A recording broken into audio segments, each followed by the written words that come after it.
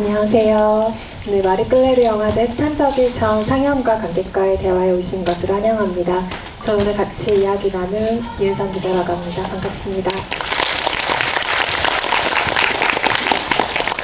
오늘 이 영화를 고르고 또 함께 이야기 나눠주기 위해서 전여빈 배우가 오셨는데요. 큰 박수로 환영해 주시기 바랍니다. 여빈 배우 오실게요.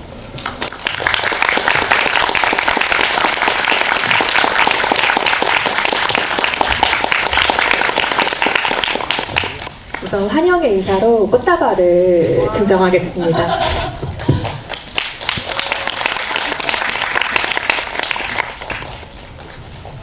제가 준비한 것처럼 드렸지만 마리끌레르 영화제에서 준비해 주신 겁니다. 네. 마리끌레르 영화제 이런 예쁜 꽃다발 너무 감사합니다. 네, 오늘 오신 관객들께도 인사 먼저 해주시죠. 네, 안녕하세요. 저는 배우 전여빈입니다. 제13회 마리끌레르 영화제와 함께하게 돼서 너무 즐거운 기분이고요. 제가 GV 한 지가 꽤 이제 오랜만인 것 같아요. 그래서 제가 아주 사랑하는 에드워드 양 감독님의 해탄 적일천에 대한 이야기 재미있게 진솔하게 나누고 가겠습니다. 와주셔서 감사합니다. 마리끌레르와 인연이 깊은 배우 중에 한 분이죠. 마리끌레르가 굉장히 사랑하는 또 배우로 알고 있습니다. 네, 우선 이번 이제 영화제 때 또 이제 제안을 주셨던 여기 바로 문 앞에 유선혜 기자님께서 제안해 주셔서 오게 됐고요. 몇 해 전에는 이제 함께 거미집으로 깐느를 갔을 때 다녀온 멤버이기도 해서 제가 굉장히 애정하는 기자님이자 마리끌레르입니다. 앞으로도 좋은 네. 우정을 이어가시길 네, 바랍니다. 앞으로도 함께 잘 성장하면서 우정을 네. 쌓고 싶습니다. 오늘 마리끌레르 영화제에서 같이 관객들과 보고 싶은 영화 해탄적일천 고르셨는데 앞서서 에드워드 양 감독에 대한 애정을 살짝 고백해 주셨지만 그래도 영화제에서 함께 보고 싶은 작품으로 고르신 이유가 있을 것 같아요?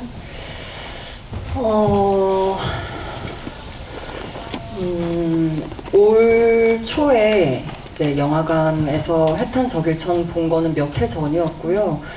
올해 이제 집에서 혼자 있는 시간에 좀 의미 있는 영화를 또 보고 내 마음 안에 무언가를 고치시키고 싶다라는 기분이 들던 날이었어요. 이상하게 날은 화창한데 제 마음은 아직 이제 이 봄에 맞게 움직이지 않는 것 같은 느낌이 들었어요. 그래서 그런 제 마음 안에 에너지를 줄 수 있는 영화를 무얼 만나면 좋을까 하다가 에드워드 양 감독님의 데뷔작인 이 해탄 적일천이 생각이 났어요. 그래서 이 영화를 집에서 조용히 바라보게 됐고 마지막에 오빠가 잠깐 혼수 상태에서 깨어났을 때 그런 대사를 하거든요. 참 모순적이지 않아? 내 주변의 모든 것이 차가운데 내 심장은 이렇게 뜨겁게 움직이고 뛰고 있다는 것이 이렇게 뭐 차가운 얼음장 같은 세상 속에서 무언의 이 힘이 왜 이토록 나를 이렇게 심장을 움직이게 만드는지 약간 그런 대사였어요. 근데 뭔가 순간 나는 이렇게 거의 누운 자세로 영화를 보고 있지만 되게 무력해지게 느껴지는 저이기도 했거든요. 근데 그 대사를 보는 순간 뭔가 다시 힘내서 움직여보고 싶은데 집 앞에 공원이라도 한번 걸어보고 싶은데 라는 아주 깊은 위로가 느껴졌어요. 그래서 이 봄에 좋은 영화와 함께 하고 싶어 하시는 관객분들에게 저의 마음을 어떻게 조금이라도 좀 나눠드리고 싶었어요. 그래서 이 영화를 선택하게 됐습니다. 너무 좋은 동기예요. 그런데 어떻게 보면 아마 그 마음은 여러 가지가 복합적인 상태였겠지만 일 때문에 또 크게 지치는 면도 있었을 텐데 다른 사람들이 만든 아름다운 작업물을 보고 또 다시 힘을 얻었다는 면에서 어쩔 수 없이 천생 배우 하셔야겠다, 영화 일, 뭐 드라마 일 하셔야겠다라는 생각 들고요. 영화가 코로나 기간에 사실 개봉을 했던 작품이라 많이들 못 보셨을 가능성이 높은 작품이에요. 그래서 오늘 골라주셔서 정말 반가운 마음이었습니다. 근데 너무 예쁜 마음으로 영화를 골라주셨네요. 우선 마리끌레르 영화제를 사랑해서 보러 와주신 분들이 영화에 대해 얼마나 진심이시겠어요. 그래서 이 여러분들의 시간을 의미 있게 함께하고 싶어서 꽤 고심했습니다. 만족스러운 관람이셨던 것 같아요. 지금 표정을 살짝 쳐다보니 한자어를 그대로 풀이했기 때문에 해탄적일천이라는 발음이 되었지만 사실상 해변에서의 하루라는 뜻을 가지고 있는 영화이기도 합니다. 전여빈 배우 짚어주셨다시피 에드워드 양 감독의 장편 영화 데뷔작이고요. 1983년도 작품인데 이것이 39년의 시간차를 두고 한국에서 코로나 기간에 개봉을 했었죠. 근데 우리가 작품을 대할 때는 동시기에 만들어진 작품들을 활발하게 만날 때도 있지만 이 영화처럼 아주 먼 과거에 만들어진 작품을 지금 바라보게 될 때가 있잖아요. 조우하게 될 때가 있는데 그렇게 시간을 한참 건너온 작품을 만나게 될 때 가지는 감정이 혹시 있어요? 39년 정도의 시간이죠. 40년. 그 시간이 사실 저는 그렇게 길다고 느끼지는 않았었어요. 근데 만약에 세대로 생각을 해보자면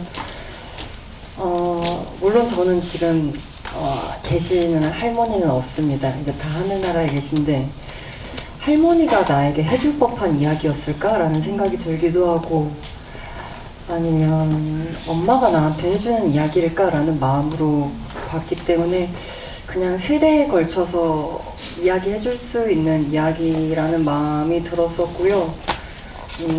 제가 지난해 가을, 겨울 사이에 이탈리아로 여행을 잠깐 다녀올 일이 있었어요. 그때 바티칸 성당에서 제가 헷갈릴 수도 있어요. 그 미켈란젤로의 그거 이름을 뭐라고 하지? 피에타. 피에타를 보고서 느꼈던 감정은 어떤 종교와 상관없이 마음을 흔드는 예술의 힘 혹은 어떤가 힘을 쏟아붓고 정성을 쏟아부은 것에는 사람과 사이를 간통하는 어떤 메시지가 아주 강렬하게 있다라고 느꼈었어요. 그랬기 때문에 39년 된 이 영화라고 할지언정 진심이 그때 당시 에드워드 양이 이 영화를 꼭 만들고 싶어한 그리고 그 시대를 바라봤던 어떤 혼란과 그 가운데 그가 사람들에게 나누어주고 싶었던 어떤 따뜻한 온기가 전달이 될 거라고 생각했기 때문에 막 그렇게 어렵게 느끼거나 멀게 느끼진 않았습니다. 대만 뉴웨이브라는 단어 많이들 들어보셨죠? 뭐 미국에는 아메리칸 뉴시네마가 있고 프랑스로 가면 누벨바그가 있고 대만으로 가면 신랑차오라고 불리던 이 뉴웨이브가 있는 건데요. 말 그대로 새로운 물결, 조금은 다른 시도들을 해보고자 했던 창작자들의 흐름을 이야기하는 단어이기도 합니다. 그래서 오늘 보신 해탄적일천을 만든 에드워드 양 감독은 그 뉴웨이브의 기수에 서 있었던 사람이고요. 아까 잠깐 얘기하시기로는 에드워드 양 감독의 기존 영화들, 대만 뉴웨이브 영화들을 좀 좋아하신 것 같네요. 실은 접하게 된 지는 그리 오래되지 않았습니다. 죄 많은 소녀를 아마 2017년쯤에 찍었던 것 같은데 그때 에드워드 양 감독님을 저는 영화 처음 접하게 됐어요. 그때가 고령가 살인사건 고령가 소녀 살인사건 그걸 개봉했었거든요. 그래서 그게 4시간 정도 되는 맞아요. 거여서 2시간 보고 잠깐 쉬는 시간 가지고 2시간 이렇게 봤던 기억이 났는데 처음에는 4시간 하는 영화를 극장에서 볼 수가 있다고 그래서 약간 두렵고 떨리는 마음으로 시작했는데 그냥 속절없이 그 영화의 시간 속으로 그냥 빨려 들어갔었어요. 그래서 그 이후로 에드워드 양이라는 감독님이 궁금해지면서 하나 그리고 둘이 이제 한 2년 뒤인가 1년 뒤인가 다시 재개봉을 했었고 최근에 또 리마스터링해서 개봉한 걸로 알고 있고 그러면서 이제 찾아볼 수 있는 초기 작품들은 OTT에서 이제 다시 볼 수 있는 것들은 보게 됐고 그랬던 것 같습니다. 네.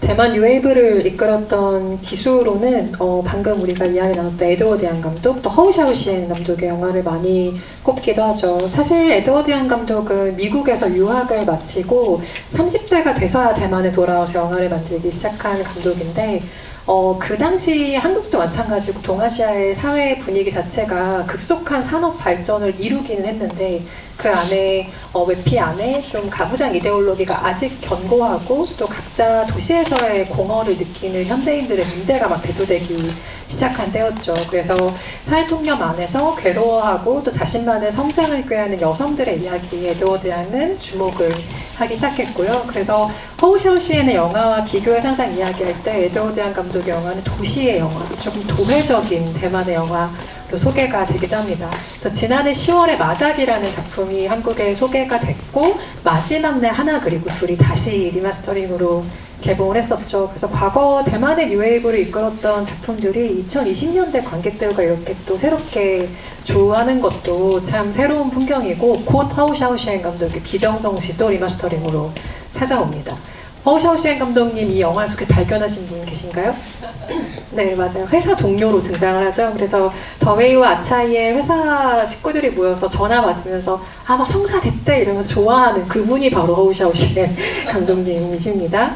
자리의 남편인 더웨이의 실종 사건을 미스테리로 두고 그런데 이 미스테리를 오랜만에 재회한 두 여성의 이야기로 풀어간단 말이죠. 이들은 여차하면 신우이의 올케사이가 됐을 뻔한 두 여성의 이야기인데 이렇게 여자들의 대화로 오해해서 그 미스터리를 바라보는 방식은 어떻게 느끼셨어요?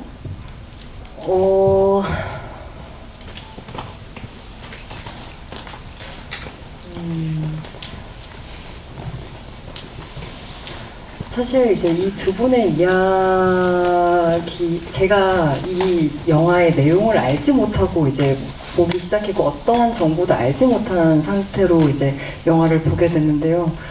저는 그래서 이게 어떻게 흘러갈지 전혀 예상을 하지 못했는데 이 이야기 안 속에서 각자들이 겪었던 하지만 자리가 자기가 어떤 성장을 겪게 됐는지 이렇게 들려지게 되잖아요. 근데 아까 질문이 두 사람이 마주 앉아서 이야기 나누는 구성 안에서 그 미스터리의 이야기가 쭉 등장을 하잖아요. 네. 남편이 실종이 됐고 이 죽음이 어떤 식으로 됐을까를 좀 파헤치는 구조가 있는데 사실상 어떤 영화들은 그 미스터리를 중심에 둘 수도 있잖아요. 그런데 그걸 우회해서 오랜만에 만난 두 여성이 과거의 이야기를 나누면서 이 미스터리를 살짝씩 이야기하는 이 방식이 어떻게 느껴졌는지 궁금해서요. 근데 제가 이거 인터뷰를 한번 찾아본 적이 있었어요. 그게 찾아본 적이 있었는데 잘은 기억은 안 나는데 이 형식 자체가 그 당시에 되게 큰 반향을 일으켰다고 하더라고요. 그러니까 어떤 실마리를 그냥 문제를 던지고 그게 뭔가 맥거핀이 되어가지고 어떤 사건이 일어나는 게 아니라 각자의 뭔가 자기가 관통했던 시간 속을 풀어나가면서 사건과 사고를 보여주는 게 꽤 다른 접근이었다고 하더라고요. 근데 이제 저는 조금 후의 세대잖아요. 다양한 영화들을 좀 접하고 난 다음에 이 작품을 봐서 그런지는 그것이 아주 새롭게 느껴지지는 않았었어요. 왜냐면은 요즘에 이제 다양한 시도들이 보여지고 있었으니까요. 근데 그때 당시에는 이런 메이킹의 구도라고 해야 되나요? 그게 되게 새로운 반향을 일으켰다고 하기는 하더라고요. 네. 맞아요. 그 시기에 또 동시대에 막 영화를 접하는 감상과 시간이 좀 지난 이후에 접하는 감상은 어느 정도 달라질 수밖에 없을 텐데 그럼에도 변하지 않는 것들이 있죠. 이 영화는 보고 나서 아마 이렇게 생각하시는 분들 있지 않을까요? 생각보다 통속적인 이야기인데 생각보다 좀 보편적인 소재를 다뤘는데 라고 생각하실 법한 이야기들이 놓여있죠. 예를 들면 사랑과 이별, 연애와 정략 결혼, 그리고 행복의 조건, 뭐 가부장적 사회 안에서의 가족관계 같은 것들이 그려지는데 이런 통속적인 소재를 그리고 있는데도 불구하고 내가 무언가 굉장히 좀 특별한 걸 보고 있다는 인상을 주는 영화이기도 한 것 같아요. 왜 그럴까요? 여기서 한 끗이 달라지면 사실상 막장 드라마가 될 수도 있는 거잖아요. 저는 이제 그것은 이제 보통 어떤 예전에 뭐 어렸을 때 읽던 동화책 같은 거 보면 결혼해서 행복하게 살았습니다 라고 엔딩이 지어지잖아요. 근데 이것은 그 어떤 엔딩이 전부가 아니라는 그것에서부터 출발하고 그게 관객들에게 물음표를 던져주는 것 자체가, 그러니까 포커싱이 다르기 때문에 이야기의 재료는 같아 보일 수 있을지언정 시사하는 바가 정확히 이제 다른 포커스이기 때문에 다르게 느껴진다고 느꼈습니다. 맞아요. 방금 그 중요한 대사를 언급을 해주셨는데 자리가 그 얘기를 하잖아요. 학창시절에 그렇게 공부하고 시험을 수도 없이 치렀는데 왜 이런 걸 아무도 알려주지 않았을까? 결혼 이후에 해피엔딩이 아니라 그 이후에 벌어지는 일들을 왜 아무도 알려주지 않았을까라고 이야기하는 장면이 있는데 이 전까지의 드라마 혹은 작품들이 다루던 건 결혼이 사랑의 완성 혹은 완전한 결합으로 다루는 시선들이 있었기 때문에 조금 이제야 현실적인 이야기를 우리가 보고 있다라는 실감을 80년대에 들어서 이 영화가 나왔을 때는 하게 된 거죠. 그럼 혹시 여빈 배우는 내가 이걸 학교에서 먼저 배웠다면 사회에 나와서 이렇게까지 헤매지 않았을 텐데 하고 생각했던 게 혹시 있어요? 굉장히 많은 것 같아요. 일단 자취해서 어떻게 잘 사는지 어떻게 내 생활을 일구는 것이 맞는 방법인지 뭐 그런 것도 있고요. 돈을 어떻게 벌고 어떻게 저축하면 되는 건지 뭐 이런 간단한 것들.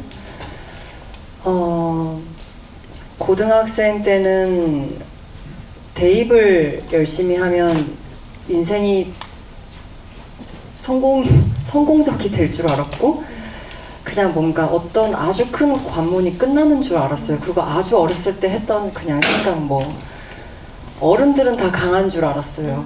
그런 아주 그냥 근데 막상 어른이 되고 그리고 장래 희망을 항상 적으라고 하잖아요. 장래 희망을 적고 그걸 이루면 끝나는 줄 알았어요. 근데 그게 아니라는 걸 빨리 얘기해 주셨으면 덜 괴로웠을 텐데 라는 생각을 했고요. 이건 또 아주 사담인데 제 동생이 공무원 시험을 꽤 열심히 준비하고 있었어요. 몇 해 정도 대학 졸업하자마자. 근데 몇 해 동안 난관을 겪었고 굉장히 힘들어하는 거예요. 그 실패를 겪으면서 그 무언가가 되지 못했다는 사실에. 그래서 동생한테 누나 또한 배우가 늦게 됐지만 배우가 되면 그냥 행복할 줄 알았는데 아니야. 다시 문제는 시작이 돼. 내 행복은 누나가 알아서 찾아야 되더라. 그래서 너가 그거 안 됐다고 혹은 그 공무원이 됐다고 행복해지는 건 아니야. 그냥 나는 동생 너의 오늘에 어쨌든 뭔가를 찾았으면 좋겠어. 누나도 같이 찾을 수 있도록 노력해볼게. 막 이런 이야기 나눴었거든요. 근데 어쨌든 뭔가 행복 신화가 약간 있는 것 같아요. 뭔가를 그냥 하면 다 된다. 약간 이러는 거. 그런 걸 학생 때 조금 가르쳐줬으면. 근데 또 생각하는 건 학생일 때 또 이런 어려움들이 끊이지 않고 계속 생산이 된다는 걸 말해줬으면 우리는 더 좌절을 많이 했을까요? 그런 생각도 하긴 해요. 그러니까 오히려 어린 아이들한테 뭔가를 하나를 해결할 그냥 어떤 하나를 던져주고 그거를 해결하는 게 더 좋다고 해주는 게 좋은 것인지, 아니면 그럼에도 불구하고 문제들은 끊임없이 있을 거야. 약간 현재 진행형일 거야 라고 해주는 게 더 좋은 건지 사실은 저도 아직까지는 잘 모르겠어요. 네. 굉장히 동생에게 F적 사고로 이야기를 해주셨군요. T 성향이 강한 누나일 때면 야 인마 인생은 원래 힘들어 뭐 이런 한마디로 정리할 것을 방금 이야기하시는 거 들으면서 저는 에드워드 양 감독의 다른 영화인 하나 그리고 둘의 장면이 많이 기억이 나는데, 혼수 상태에 빠진 할머니에게 가족들이 고해성사하듯이 가서 자신의 마음을 털어놓잖아요. 그때 주인공 학생이 가서 할머니 왜 이렇게 사는 게 어려울까요? 막 이런 이야기를 하지만 결국엔 하지만 제가 보는 세상은 너무 아름다워요 라는 고백을 하는 장면이 있는데, 하루는 정말 너무 힘들고 하루는 또 아름다워 보이고 이 고비를 계속해서 넘어가는 게 정말 인생인가 하는 생각을 하기도 합니다. 갑자기 전여빈의 세바시 같이 되거든요. 이 질문을 들으면서 또 재밌게 이제 느껴졌던 게, 더 웨이가 덕창이라는 이름이래요. 근데 그게 에드워드 양 감독님의 본명이 덕창이래요. 본인의 이름을 그 남편의 이름으로 이렇게 넣은 것 자체가 저는 되게 재밌는 작가적인 시선이라고 봤고요. 왜냐면 무언가를 회피해버리는 어쨌든 한 남편, 뭔가 최선을 다하지만 그럼에도 불구하고 어딘가는 좀 비겁해 보이는 그런 인물에 자기 자신의 이름을 넣은 감독님의 의도가 굉장히 궁금했고요. 이건 또 다른 프로그래머님한테 예전에 들었던 이야기인데, 에드워드 양 감독님을 실제로 조우할 기회가 생겨서 그런 질문을 하셨대요.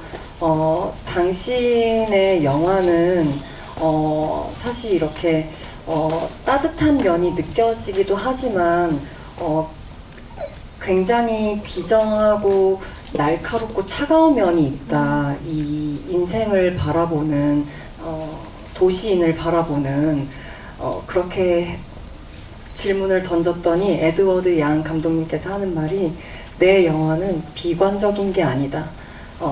어니스트한 거다. 정직한 거다. 라고 대답을 하셨다고 하더라고요. 그래서 그 답을 이제 저도 듣고서는 되게 곰곰이 생각을 해보게 되더라고요.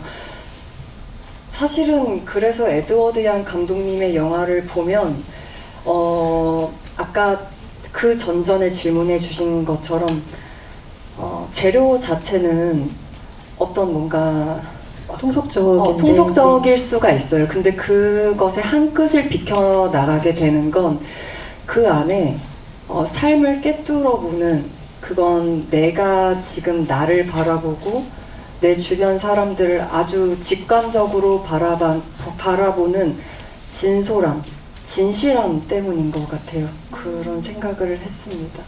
맞아요. 어니스트한 영화라는 표현이 정직하게 잘 어울리는 영화인 것 같다는 생각도 들고요. 촬영이 정말 아름다운 영화이기도 하죠. 그런데 이 영화의 촬영 감독도 이 작품이 첫 촬영 감독의 작품이었습니다.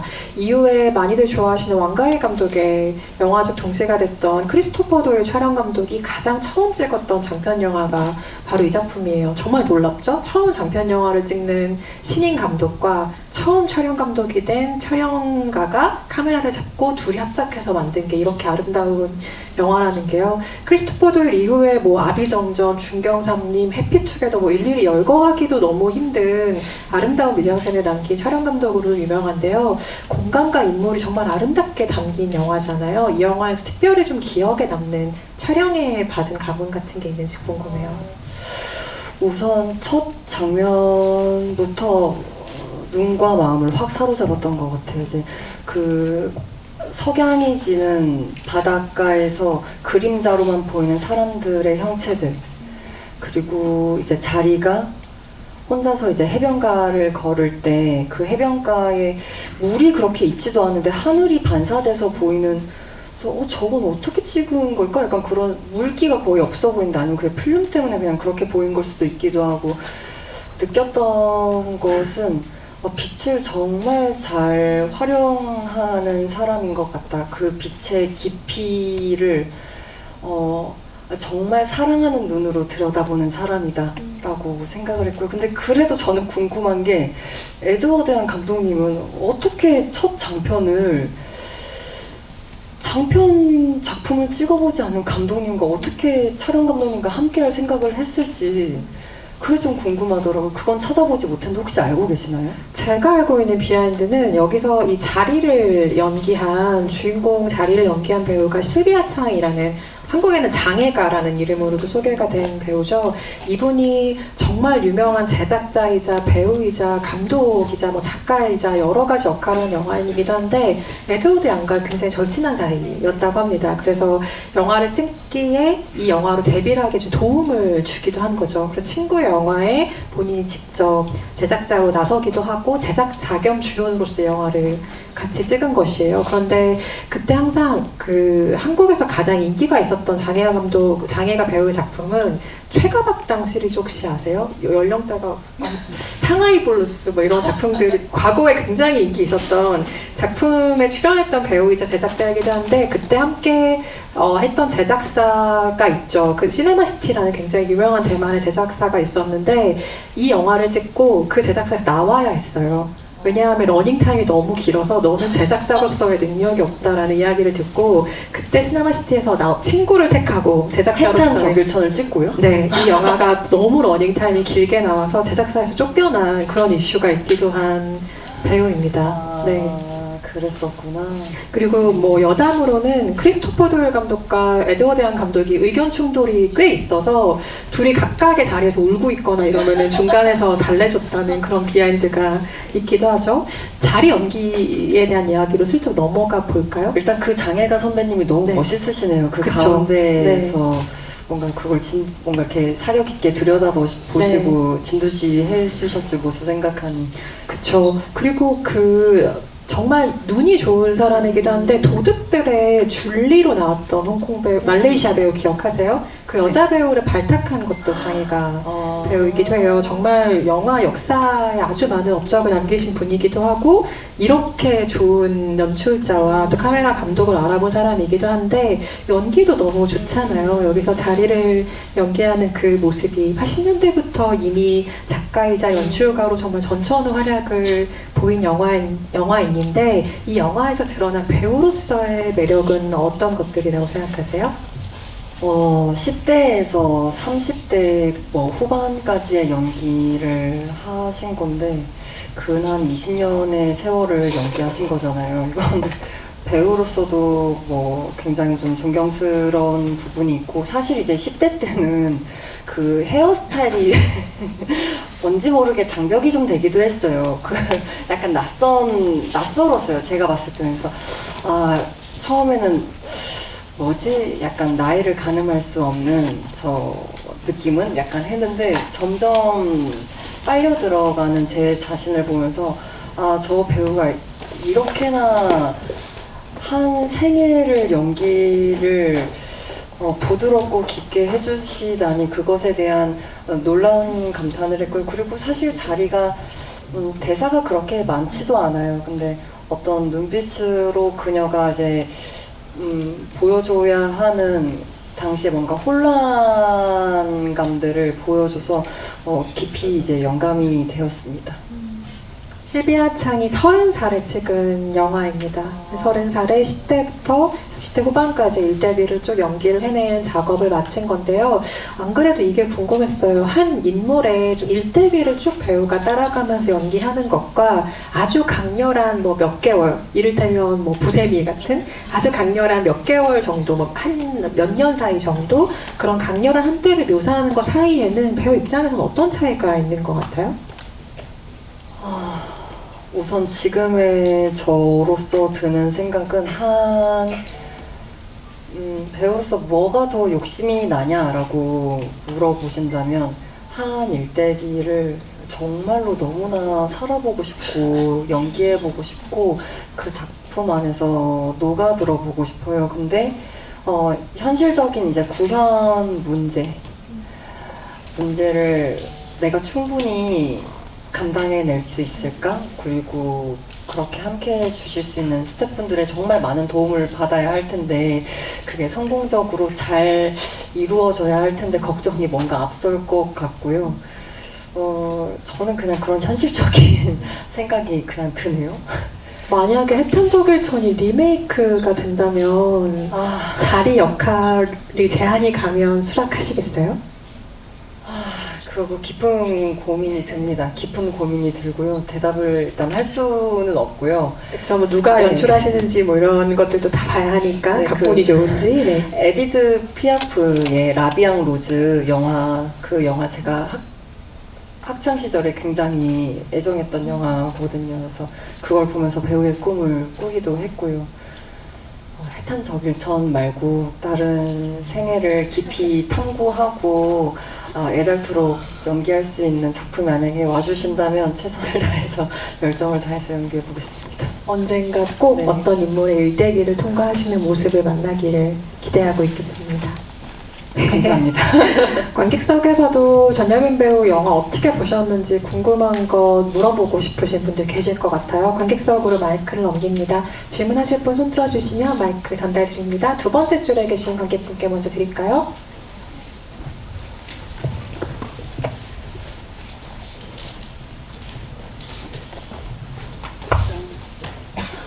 안녕하세요. 네, 안녕하세요. 저 청주에서 왔고요. 와. 네, 작년에 프로야구 굉장히 좋아하는데 그 6개월, 7개월 기간이 끝나고 볼 게 없더라고요. 그래서 보리다 보니까 부세미라 하더라고요. 근데 그걸 너무 재밌고 그 연기하는 모습에 반했어요. 그래서 옛날 제 많은 소녀, 그 다음 빈센조, 우리 영화 다 돌려서 봤어요. 그리고 하이픈 영화는 극장에서 봤는데 전여빈 배우를 몰랐어요, 누군지. 그때 모르고 봤는데 부세미를 통해서 그동안 나왔던 드라마 다 출연한 걸 계속 다시 봤거든요. 제 딸이 티켓팅을 해서 여기까지 왔어요. 너무 만나고 싶어가지고. 근데 이 영화를 보면서 저는 이렇게 세 가지를 봤거든요. 엄마의 삶, 오빠의 삶, 그 다음 여동생의 삶. 근데 알고 보면 아버지는 가부장적이었었고 엄마는 저희 엄마, 옛날 시대 엄마 모습이었잖아요. 그리고 사랑을 선택하지 못한 오빠의 삶, 그 다음에 사랑을 선택한 여동생의 삶. 근데 보면 사랑은 또 영원하지는 않잖아요. 그래서 사랑을 떠나서 남편과의 관계에서도 사랑은 좀 길게 가지는 않는 것 같더라고요. 친구처럼 지내면서 좋으면 좋은데 집착을 하니까 이게 나중에 불행으로 끝나는 것 같아요. 그래서 전여빈 씨는 어떻게 세 명의 삶에 대해서 어떻게 보셨는지 궁금해요. 저는 사실 여기에 나온 모든 사람들이 자기 자신에게 맞는 그때의 최선을 다한 사람들이라고 생각을 해요. 근데 아무리 최선을 다한들 우리는 영화에서 나온 것처럼 어떤 변화의 시기에 한가운데 있고 그 변화의 시기마다 그 물결마다 그때 들어와준 내 마음에 들어와준 바람마다 내 의식을 일깨워줬을 거라고 봐요. 그때 그랬었으면 어땠을까? 그때에 뭐 A의 길이 있고 B의 길이 있었는데 나는 A의 길을 선택했지만 B의 길을 선택했다면 내 인생은 좀 더 좋아지지 않았을까? 라는 후회? 근데 저는 그 후회라는 것조차도 굉장히 긍정적으로 바라보는 것은 내 삶에 대한 굉장한 애정이 있었고 애착이 있었기 때문에 드는 회한이라고 느꼈어요. 근데 인간의 삶에는 유한한 시간이 있고 그 시간 속에서 내가 내 삶에 대한 최선 말고 또 다른 누군가를 위해서 해줄 수 있는 최선은 내가 이만큼까지 최선을 했음에도 불구하고 너에게 남겨줄 수 있는 어떤 말, 어떤 아주 실질적인 정수의 질문 혹은 제안이라고 생각해요. 저는 그게 마지막에 오빠가 자기 동생에게 해주었던 말이라고 생각을 하거든요. 너 자신을 위한 삶을 살아보라고. 근데 오빠도 마지막에 그 잠깐 환각에서 깨어났을 때 그 대사를 했거든요. 이토록 얇고 긴 생명을 오래도록 부여잡고 있었으니 이 또한 얼마나 칭찬해 줄 만한 일이지 않은가. 그럼에도 불구하고 난 충분히 행복했어 라고 마치다가 또다시 아닌가? 라고 하거든요. 저는 그것조차 굉장히 현실적이면서도 위트 있다고 생각했거든요. 그래서 저는 그냥 이 시간을 살아낸 모든 인물들에게 최선을 다해서 사셨다고 뭔가 전해드리고 싶었습니다. 네. 정말 아름다운 질문과 아름다운 답변이었던 것 같고 티켓팅 성공하셨던 따님분 나이스. 네.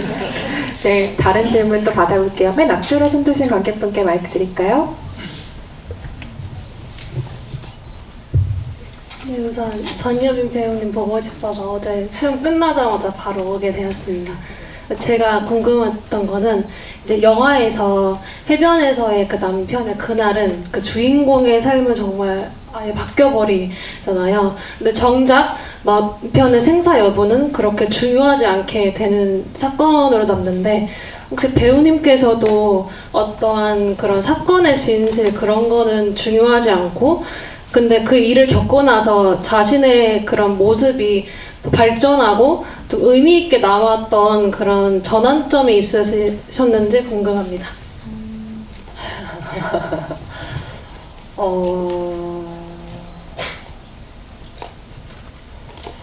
전환점이 있을 만한 일들은 그래도 뭔가 뭐 짧다면 짧을 수 있고 또 길다면 길었을 수 있는 제 어쨌든 인생의 이 시간 속에서 분명히 자리했던 것 같아요. 순간순간마다. 근데 저는 이 영화를 보면서 느꼈던 건 남편이 실종한 일 자체는 아주 큰 사건이잖아요. 근데 저는 여기 앉아 계신 관객분들에게 그런 아주 큰 사건, 사고가 생기길 바라진 않아요. 그래, 그 사건, 사고로, 생이 긍정적으로 우회하게 한다 해도, 그런 일은 없으셨으면 사실 하는 바람이에요. 근데 대신에 영화라는 것이, 드라마라는 것이 그런 사건, 사고를 겪지 않은 분들에게 또 다른 예술적으로 문화적인 체험으로 한 계기가 될 수 있는 아주 긍정적인 역할을 한다고 생각하거든요. 그래서 저는 이 해탄 적일천을 관객분들과도 나누고 싶었던 마음이 있었습니다. 오늘 이 자리도 또 전여빈 배우께 어떤 분기점이 되지 않을까요? 영화를 같이 보고 이야기를 나누신 경험이 또 어떤 식으로든 남을 것 같습니다. 한 분 정도 더 질문 받아볼까요? 어려운 순간이네요. 저쪽 사이드에 뒤쪽에 계신 관객분께 마이크 전달드립니다.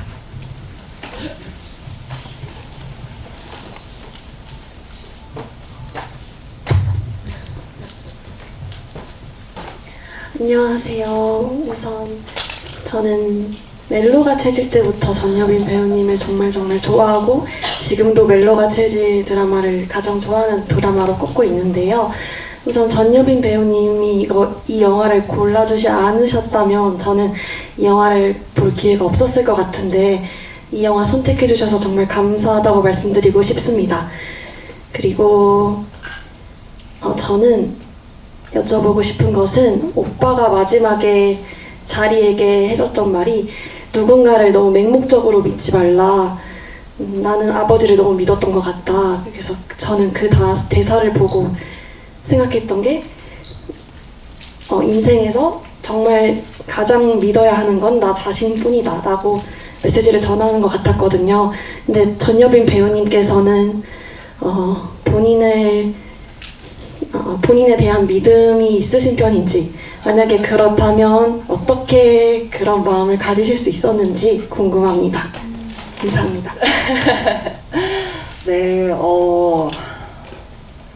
위로가 될지 당혹스러움만 드릴지 모르겠는데 저는 저에 대한 믿음이 아주 잘 없습니다. 아주 잘 없고 그래서 매우 아주 빈번히 힘겨워하고 그러는데요. 근데 그래서 스스로도 개복치라고 불러. 아, 난 개복치야. 이렇게 하는데 근데 그냥 이렇게 막 잘 엎어지고 많이 주저하고 힘들어하는 그냥 저를 받아들이기로 했어요. 그리고 자리에 오빠는 아버지를 뭐 맹목적으로 믿었다라고 이야기를 해주시는데 저는 또 자주 외로워요. 자주 외롭고 너무 자주 고독하다는 생각을 해요. 사랑하는 사람들이 너무나 많음에도 불구하고. 근데 이건 사춘기 시절에도 해결되지 않는 문제였고 어른이 돼서 친구들이 많아지고 동료들이 많아지면 해결될 줄 알았는데 또 그게 아니더라고요. 그래서 드는 생각과 힘이 되었던 것은 저뿐만이 아니라 내가 너무 사랑하고 의지하는 친구, 가족, 동료 다 그렇더라고요. 그런 연약한 우리가 가끔 서로 의지할 수 있을 때 서로에게 의지할 수 있는 아주 조그만 방 한켠을 서로에게 내어주고 우리가 모두 그렇게 연약한 존재지만 모두의 의지로 이 생을 선택한 건 아니잖아요. 어떤 아주 거대한 우연이 우리를 이 세상에 태어나게 만들어 준 거잖아요. 그냥 이 순간에 찬란한 감사라고 해야 될지 모르겠어요. 이게 뭔가 형언할 수 없는 생의 감사함이 들 때도 있고 생의 무력이 느껴질 때도 있고 막 이게 교차하는데요. 그냥 그럼에도 불구하고 이 아주 광활한 우연과 기회에 그냥 감사하기로 했어요. 감사하기로 했고 그냥 나약하고 잘 흔들리지만 그냥 한 발짝 걸어보기로 했어요. 근데 엎어졌다 일어났다를 매일 반복을 해요. 매일. 그 매일의 하루에도 이렇게까지 왔다 갔다 할 수 있나 정도로 엎어지고 일어났다를 반복합니다. 근데 이게 힘이 되셨으면 좋겠어요. 저는 계속 갈등하고 흔들리는 사람이거든요. 그래서 혹시 제가 만약에 단단해 보이는 사람으로 느껴지셨다면 저 또한 매일 흔들리고 난 왜 이래 이랬다가 나 오늘 조금 괜찮은 것 같아. 그래 오늘은 자신 있어 약간 이러는 사람이니까 이런 저에게서 좀 위안을 얻으셨으면 좋겠습니다. 혹시 법륜 스님의 증문즉설이라고 아세요? 거기서 그 현장에서 질문이 오면은 바로 굉장히 좀 마음의 위로가 되는 답변을 해주시잖아요. 개안되는 것 같은. 나중에 전여빈의 증문즉설 같은 거 한번 해주시면 안 돼요? 답변을 지금 계속 듣고 싶은데 시간 관계상 자리를 마무리해야겠습니다. 오늘 마리끌레르 영화제 세탄적일청 관객들과 보시고 또 이야기 나누신 소감 끝으로 남겨주시고 자리 마무리할까요? 진짜 너무 오랜만에 사랑하는 영화로 이렇게 소중한 관객분들과 이야기 나눌 수 있는, 솔직히 이야기를 나눴다기보다는 너무 맹목적인 증문즉설. 네, 거의 방백에 가까운 이야기를 나눠서 저는 사실 오늘 되게 많은 이야기를 듣고 싶었거든요. 어떻게 느끼셨는지, 어떤 것들이 마음에 닿으셨는지 진짜 듣고 싶었어요. 그래서 만약에 인스타그램 하시면 게시물 올려주시면 안 돼요. 제가 눈팅할게요. 이렇게 대놓고 하트 누르고 다니기는 조금 민망하니까. 저는 진짜 속마음들이 너무 궁금하거든요. 이 영화 어떻게 봐주셨을지. 그래서 만약에 나눠주시면 제가 오늘 하루 종일 검색하면서 여러분들 마음 이렇게 들여다볼 테니까 이야기 올려주세요. 귀한 시간 나눠주셔서 감사하고요. 여러분의 하루하루를 진심으로 응원하고 있겠습니다. 저도 열심히 지내보고 있을게요. 맛있는 거 꼭 찾아서 드시고요. 이제 저녁 먹을 시간이잖아요. 맛있는 거 드셔야 돼요. 감사합니다. 네, 함께한 시간이 좋은 기억으로 남기를 바랍니다. 마리 클레르 영화제는 내일까지 계속되고요. 함께해 주신 전여민 배우께 큰 박수 부탁드립니다. 감사합니다.